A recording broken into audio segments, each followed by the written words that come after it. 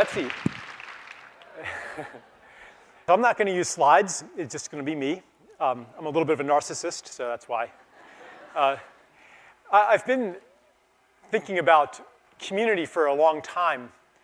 I used to live abroad. I used to live in Taiwan, and when I came back to the United States, I had this idea that there was going to be community in the suburb that I moved to, and that all the neighbors were going to know each other and be helping each other out with projects, and the kids were going to be all in a gang, you know, going from house to house, kind of like little rascals or something like that. And it just wasn't like that. Every house was like this, its own fortress, and people hardly interacted at all. One neighbor I would see only emerging from his garage, the automatic door would open and he'd drive out, you know, and then 5 o'clock he'd drive back in, and that was all I ever saw of him. And I felt really lonely, and I wondered what happened and why there was this big playground in the middle of the neighborhood that was empty of children all the time.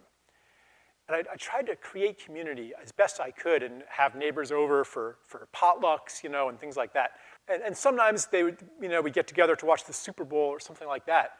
But that didn't give me the feeling of community, because I realized that I could look around at every single one of my neighbors and say, I don't need you. Because every need that I have in my life, I meet with money. I don't need this person to help me with take care of my children. I don't need this person. I don't rely on this person in any way. And that's not only true of our neighbors in an industrialized society like ours. It's true in general.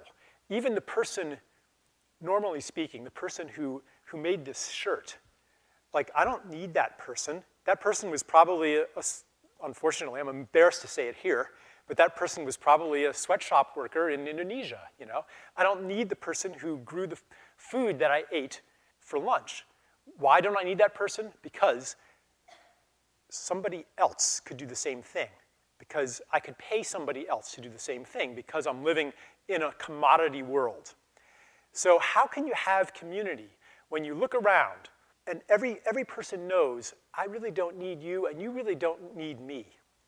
Community is the opposite. Community is you look around and you need each other because you rely on each other's gifts that can't necessarily come from anywhere else.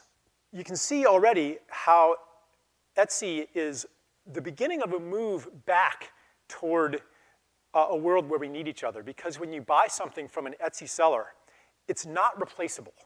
You couldn't get it from anywhere else. And if you have a unique connection to that thing, to the thing that artist makes, that's unique. It's not a commodity. Or maybe it is in part a commodity. It's still a shirt, which you can measure and define according to objective criteria. But there's something else about that shirt that makes it unique, and that's why you're paying money for it. That's why you're seeking it out. It's not because it's a shirt. It's because there's an extra thing. Our culture is wealthy like no other culture has ever been in terms of the things that can be measured, in terms of the commodity, in terms of the number of shirts that you can get per unit of labor. But we are poorer than any society that has ever lived in terms of those things that cannot be measured. And this is a move back toward a world where the unquantifiable becomes more important again. If I organize people, we plant a community garden, and we grow our own food and share that food, and we no longer go to the supermarket to buy that food, that's a little bit less GDP. When we have reskilling workshops and we teach each other how to cook again, then we're not paying for the service of food preparation and the markup that goes into supermarket deli food or restaurant food. So again, that's a little less GDP. When you have a tool library in your neighborhood, or zip cars or buzz cars or something like that, and you're no longer needing to purchase as many automobiles. So again, a little bit less GDP. Why is that a problem for an economist?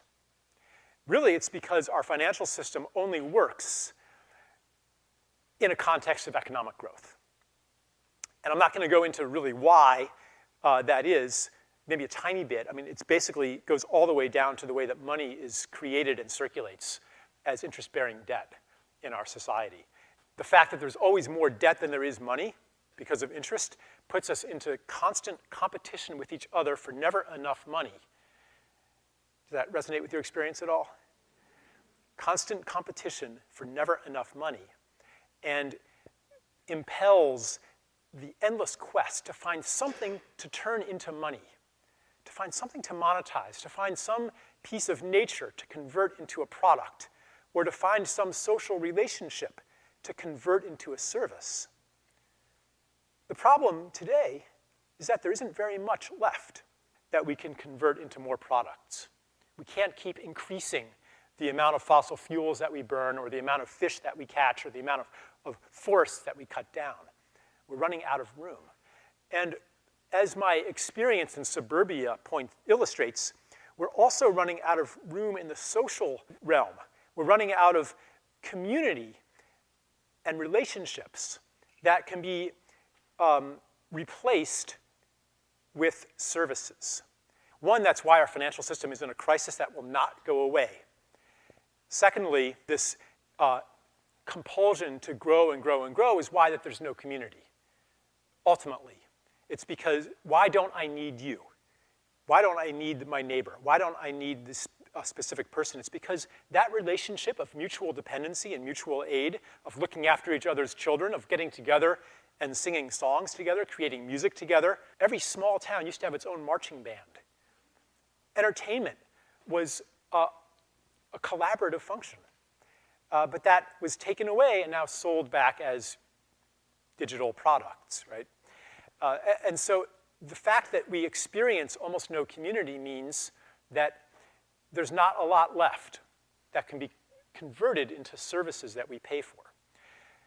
And that's the essence of the economic crisis. It's a crisis in the end of growth, and that's why it won't go away. And our politicians, when they're trying to solve that crisis, they say, well, we just have to stimulate demand. We have to increase demand. What does that mean? That means more goods and services being exchanged for money. So all of your collaborative consumption stuff, that's actually decreasing demand. And in a subtle way, what Etsy's doing by eliminating middlemen and returning the social commons of this market to the people. I mean, yeah, Etsy's making some money, and it's a growing company, but the amount of retail business and other business that it's destroying as it does this, in the same way that Wikipedia, for every dollar Wikipedia makes, which is almost nothing, right? It's destroyed enormous amounts of money from the old encyclopedias. This is one way that Etsy is part of the ending of an old regime and the beginning of a new one. We're inundated with enough and more than enough of the things that we can measure, but we're missing something else. We're missing the unquantifiable, the things that really make life rich. What we have in our supposedly wealthy society is a kind of fake wealth that doesn't really satisfy anybody. And then you go maybe to a third world country or something, and you spend some time with a family, and you see what community is like there. Even in the midst of material poverty, there's a richness to life. Or you go off into nature and experience connection to nature. And at that moment, that hunger to acquire is gone. You feel a kind of wealth. And there's no desire to fill a void by shopping and by acquiring. Sometimes I just drive through suburbia, I drive where I live, and I just look at these long streets with the strip malls and the big box stores and the fast food franchises, and all of the buildings are the same, basically. They're these squares and the only windows usually are just like right where the door is. If you look at a typical Walmart or something, it's utterly utilitarian. And it's extremely efficient in terms of the amount of floor space per dollar or per unit of labor. It's extremely efficient. And all of this that I'm talking about, this entire conversion of social capital into paid services, this is all in the interests of efficiency.